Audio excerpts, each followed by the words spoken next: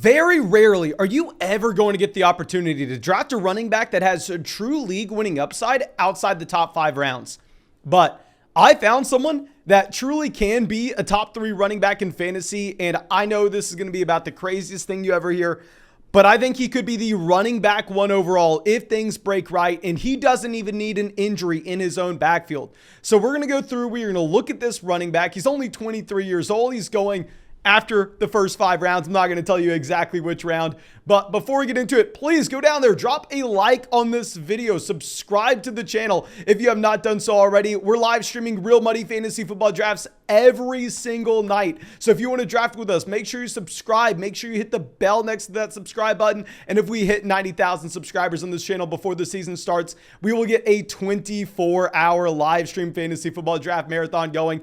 I've had every important person in my life tell me not to do it, that it will make me go insane, but I'll find a way. I'll find a reason. And let's dive into this running back. And this is an extremely young player. He's still only 26 years old. And in his rookie season, this running back was absolutely absurd. Now, if you're looking at his raw fantasy points per game, no, he's not going to jump off the page. He was the only running back 33 in his rookie season on a points per game standpoint in a PPR format. So I know you're going to tell me, well, Mason, how is a running back 3 from his rookie season all of a sudden going to jump up to be the running back 1 overall? And that's a fair question.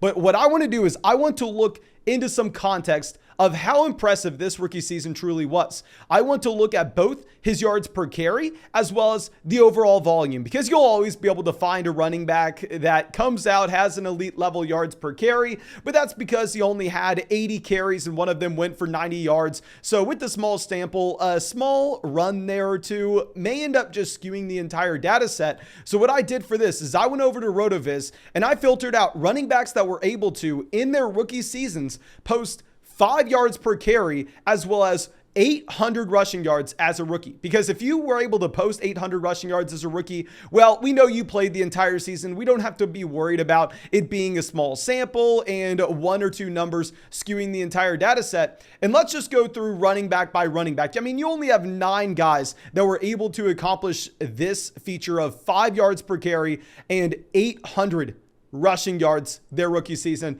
And the first guy I want to look at is going to be Mr. Saquon Barkley in 2018. He went out, he had 1,300 rushing yards. He had 5 yards per carry in a very bad New York Giants offense as well. I'll say this running back's not as talented as Saquon Barkley. Clearly, Saquon Barkley was the best running back prospect of all time coming into the NFL. And the second season, he actually was able to go through and post over 1,000 rushing yards again. So that's what I also want to do. I want to go through and I want to look at what these players did as rookies and the jump that they took up to year 2, because most of these guys had that elite level jump. Now, our next running back that was able to accomplish this mark was Jonathan Taylor. Jonathan Taylor, 5 yards per carry his rookie season and almost 1,200 rushing yards. And I don't need to tell you what Jonathan Taylor did in year 2. He goes over 1,700 rushing yards. He's the running back 1 in fantasy. I mean, everybody knows this by now. Our next running back on this list, he is obviously an outlier, but I'll say he wasn't that great of a prospect coming into the NFL. Jeremy Hill. Yeah, Jeremy Hill had a good rookie season, 5.1 yards per carry, over 1,100 rushing yards. That did take a dip down in year 2.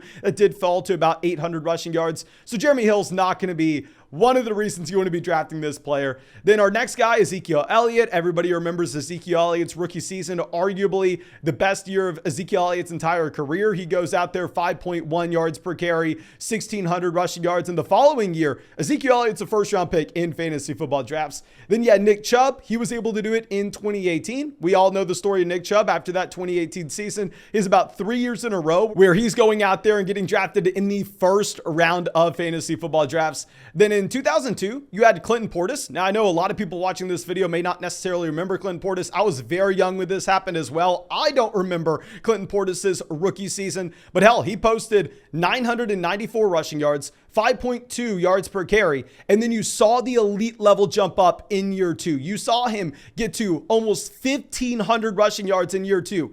This is, in my opinion, probably a pretty strong mark for the running back we're about to talk about. Then Adrian Peterson, obviously Adrian Peterson, an elite level rookie, an elite level running back prospect. I don't want to say he was up there with Saquon Barkley because he wasn't the pass catcher Barkley was coming into the NFL. But regardless, I mean, he goes out there, he posts 1,300 rushing yards and 5.6 yards per carry. He goes into a year 2 and has almost 1,800 rushing yards on the season. So you have that elite level jump up. Then our last running back before we get to our guy on this list is going to be Maurice Jones-Drew. Maurice Jones-Drew, 5.7 yards per carry, over 900 rushing yards his rookie season. And going forward, he wasn't great in year 2, but easily a very capable NFL running back. I think we can confidently say that.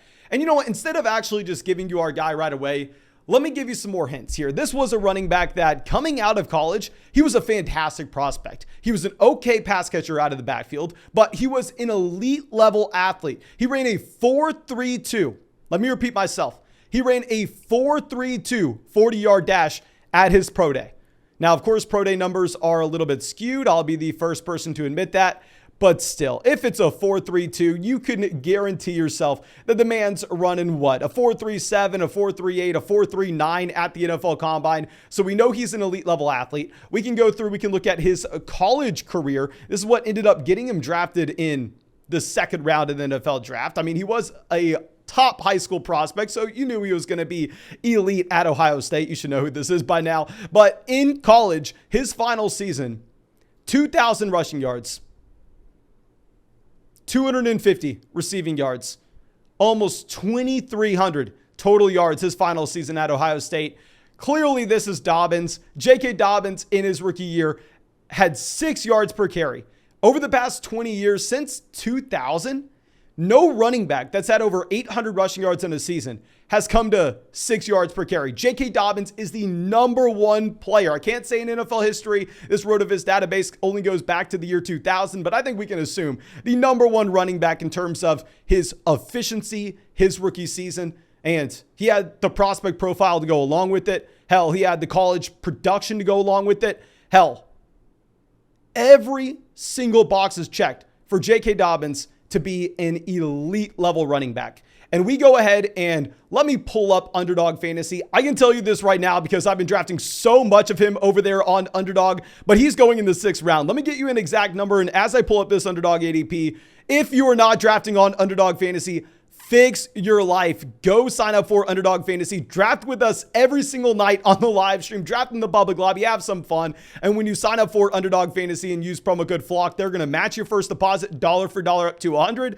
So you're getting paid to play fantasy football, and you will be emailed our 2022 fantasy football draft guide, our 2022 fantasy football rankings when you make your first deposit and you use promo code FLOCK. So please take advantage of that. And what you should also take advantage of is over there on Underdog Fantasy, JK Dobbins currently has an ADP of pick 62. JK Dobbins is going behind Amon-Ra St. Brown, Darnell Mooney, David Montgomery. He is going behind Rashad Bateman. We know that this Baltimore Ravens offense wants to run the ball over and over and over and over again.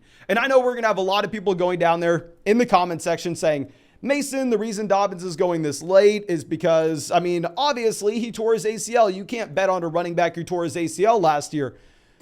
Guys, I would 100% agree with you.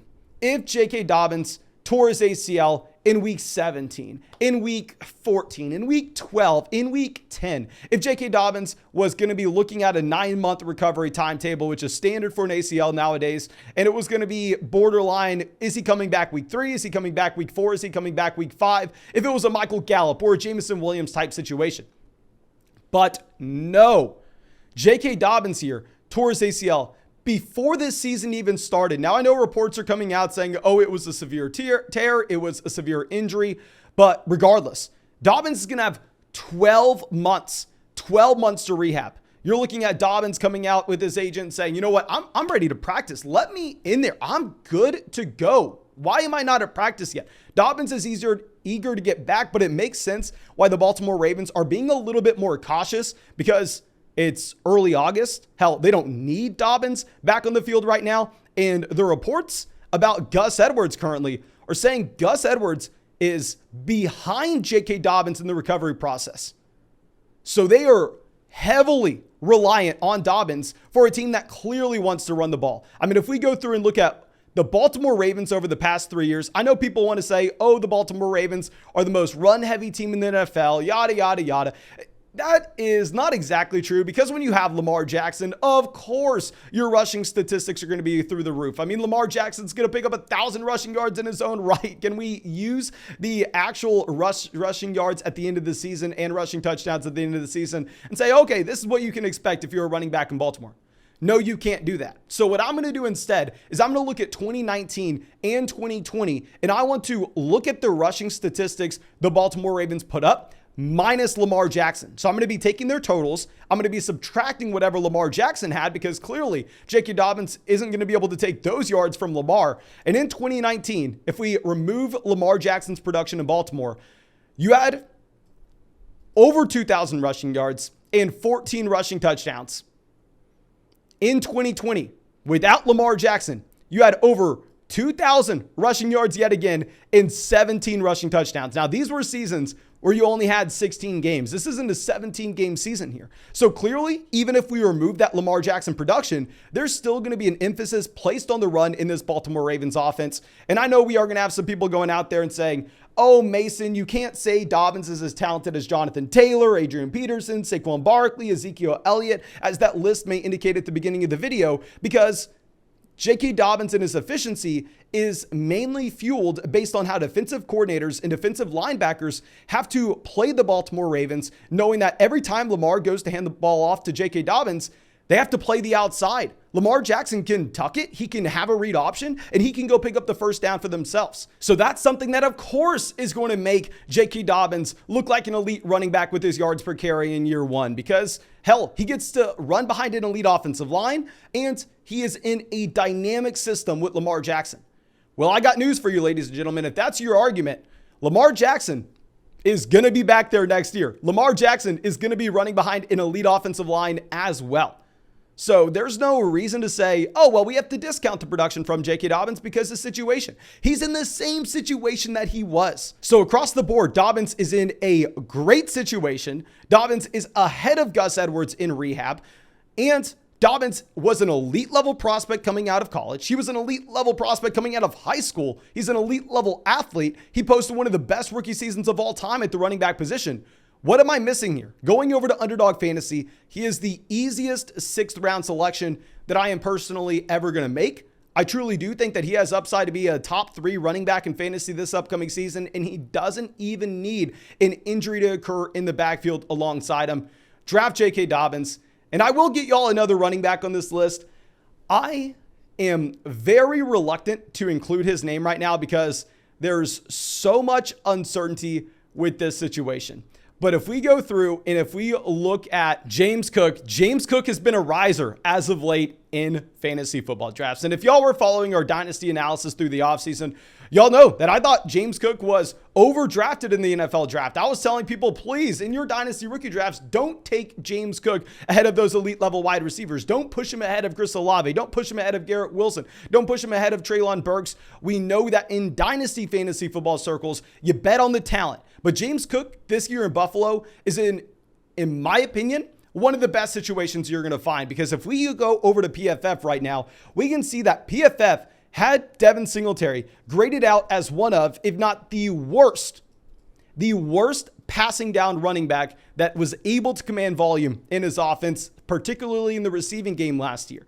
So Singletary, not a good pass catcher, but he was thrust into that role because that's exactly what the Buffalo Bills need. Hell, you have Josh Allen. You're trying to lead the NFL in pass attempts if you possibly can. So even though you don't have a great passing down running back, I mean, if you're looking at a running back room that consists of Zach Moss and Devin Singletary, Zach Moss has probably ran a total of 5 routes in his entire life. You have to ask Devin Singletary to be that passing down running back. But the second you get to the offseason, you do everything in your power to try to fix that situation. You go through and you look to bring in J.D. McKissic from free agency. When that doesn't work out, even though everybody thought McKissic was 100% a Buffalo Bill, then you reach on James Cook to take him in the 2nd round of the NFL draft.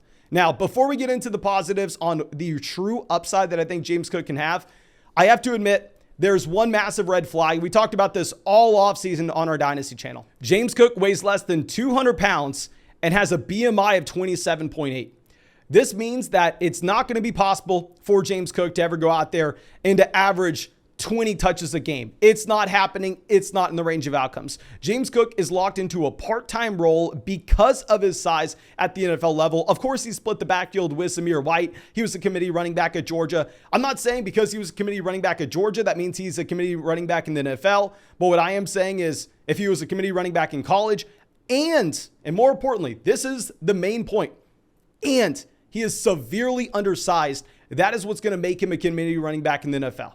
However, if we are looking at roles that are possible for James Cook here, if he can manage to get the red zone role in Buffalo, that is what is going to allow James Cook to have access as a top 15 running back in fantasy on a points per game basis without a Devin Singletary injury. Because we talk about high value touches in fantasy football all the time. Why was I drafting DeAndre Swift in the 3rd round last year? Why was I drafting Travis Etienne in the 4th round this year? The reason is, yes, we can sacrifice the carries between the 20s without giving up too many fantasy football points. As long as we are getting the targets out of the backfield and the usage in the red zone, that is what's going to drive the majority of fantasy football value. And here in Buffalo, what would be the most important role that you could possibly have? Usage in the receiving game, which James Cook is essentially guaranteed based on his collegiate profile, based on what the Buffalo Bills coaching staff saying, based on how bad Devin Singletary was as a pass catcher last year. So he has that role unlocked, the most valuable role in Buffalo. And if he can pry away the goal line role from Devin Singletary as well, he can turn into a poor man's DeAndre Swift. Not nearly as talented as DeAndre Swift, not nearly as talented as Travis Etienne, not nearly as talented as Aaron Jones or Alvin Kamara. Clearly, those are the running backs that profile to be this exact guy that they're still going to be elite in fantasy despite not getting every touch out of their backfield. He'll be a poor man's version of that in the most productive passing offense in the NFL. So for this season in particular, even though I'm not a massive fan of James Cook, I do like the idea of going through, buying into him if we can get him outside of round 10, because that's where I've seen him go in casual fantasy football leagues. Don't take him in a non-PPR format. That's not where you're wanting him. You're wanting him in a PPR league because the receiving role is going to be on lock. And if I have to go through and give one more potential league-winning running back, we will go over to the Denver Broncos. I want to keep it very brief when we talk about Melvin Gordon. I am just going to say 5 words here because we've talked about Melvin Gordon all offseason now. If you're looking at late 2nd round Javonte Williams versus 10th round Melvin Gordon, the pick is 10th round Melvin Gordon any day of the week. Now, of course, I'm projecting Javonte Williams to be the starting running back in Denver. I'm an idiot, but I'm not that stupid that I would think Melvin Gordon, because he led this team in yards per carry last year, he led this team in carries per game, he led this team in rushing yards per game. I would still be an idiot to say that he was going to repeat that he would be the running back 1 in Denver. This is Javonte Williams' job. However, it is going to be a committee backfield. And what you really like with this Denver backfield that we may not have in other NFL offenses, like if we go through, if we look at, say, a perfect example of this would be the Philadelphia Eagles. If Miles Sanders were to go down, you can't project that Kenneth Gainwell is going to get every single touch. It's still probably a committee. They're still probably going to throw Boston Scott in that scenario to rotate through with Kenneth Gainwell. But if Javonte Williams were to go down, is it going to be a committee in Denver? No, there's a 0% chance. They have nobody behind Melvin Gordon. It will turn into Melvin Gordon's backfield. Melvin Gordon will turn into a 3-down running back in potentially one of the most productive offenses in the NFL with Russell Wilson. Melvin Gordon's not a great pass catcher, but he's capable enough to get away with it. And especially if we're looking at the actual depth chart for the Denver Broncos, all of a sudden Melvin Gordon would, I want to say, be a top 10 running back, but he needs an injury. The first 2 guys, in my opinion, they don't even need an injury to occur in their own backfields. Draft JK Dobbins in the 6th. And if you could get one of Melvin Gordon or James Cook in the double-digit rounds, in my opinion, those are some players that have access to being a true league-winning running back this upcoming season. But I really appreciate all of y'all. I really hope that you enjoyed this video and you got something from it. If you did, go down there, drop a like, subscribe to the channel, help us get to 90,000 subscribers so we can hit that 24-hour live stream. And if you want to draft with us any night, if you want to draft with us in that 24-hour live stream draft marathon, make sure you go sign up for Underdog Fantasy. Link in the description, link in the live chat. Use promo code FLOCK. They'll match your first deposit dollar for dollar up to $100. At the same time, you'll get our 2022 rankings, our 2022 fantasy football draft guide. But that's all I got for y'all. I really hope you enjoyed the video. I really hope you got something from it, and I hope we get to see you tomorrow.